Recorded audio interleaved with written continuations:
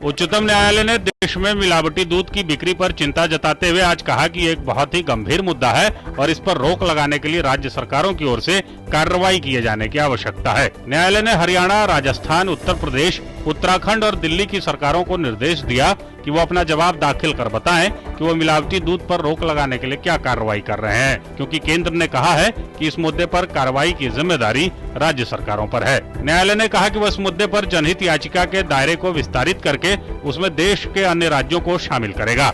अदालत ने मामले की अगली सुनवाई की तिथि 31 जुलाई तय की और स्पष्ट किया कि राज्यों को अपना जवाब दाखिल करने के लिए और समय नहीं दिया जाएगा।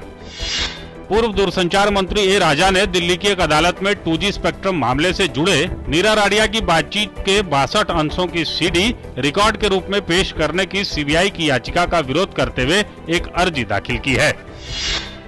सर्वोच्च न्यायालय ने पश्चिम बंगाल पंचायत चुनाव कार्यक्रम को पुनर्निर्धारित करने से इनकार कर दिया है। गौरतलब है कि पश्चिम बंगाल सरकार और गैर सरकारी संगठनों ने न्यायालय से 10 जुलाई से शुरू हो रहे रमजान के मद्देनजर चुनाव कार्यक्रम में बदलाव करने के लिए याचिका दाखिल की थी। पश्चिम बंगाल में 11 जुलाई से 5 चरणों में पंचायत चुनाव कराए जाने हैं। जर्मनी में भारत की मौजूदा राजदूत सुजाता सिंह देश की अगली विदेश सचिव होंगी। प्रधानमंत्री मनमोहन सिंह द्वारा सुजाता के नाम की नियुक्ति को मंजूरी देने के बाद इस महीने के अंत तक वो अपना कार्यभार संभाल सकती हैं। वह रंजन मथाई की जगह लेंगी, जो 31 जुलाई को सेवानिवृत्त होने जा रहे हैं। पटना मेडिकल कॉलेज अस्पताल में इलाज के दौरान कल रात विचाराधीन कैदी की मौत से आक्रोशित लोगों ने जमुई जिले में आज पुलिस पर पथराव किया और सड़क जाम कर दिया। राज्य सरकार ने जमुई के पुलिस अधीक्षक दीपक वर्णवाल का स्थानांतरण कर दिया है। पुलिस ने बताया कि मृतक विचाराधीन कैदी को कपड़ा व्यवसायी बैकुंठ वर्णवाल के अपहरण के मामले में गिरफ्तार किया गया था।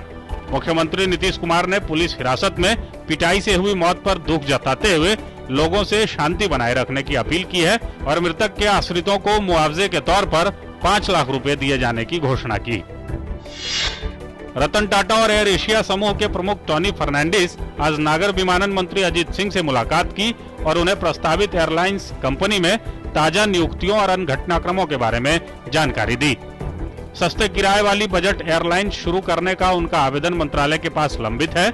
अजित सिंह ने कहा कि समूह ने नागर विमानन मंत्रालय को अनापत्ति प्रमाण पत्र के लिए आवेदन किया है और तय नियम के आधार पर केंद्रीय गृह मंत्रालय के पास सुरक्षा मंजूरी के लिए नव नियुक्त अधिकारियों के नाम भेज दिए गए हैं। नए बैंक लाइसेंस के लिए 26 सार्वजनिक और निजी कंपनियों से मिले आवेदनों के बीच वित्त मंत्री पी चिदम्बरम ने कहा है कि लाइसेंस के लिए कोई संख्या तय नहीं की गई है।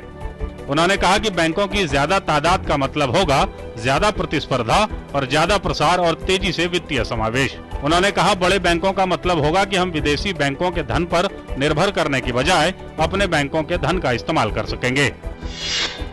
लगातार 3 दिनों की तेजी के बाद बाजार पर मुनाफा वसूली का दबाव आया और बाजार 0.6% गिरे।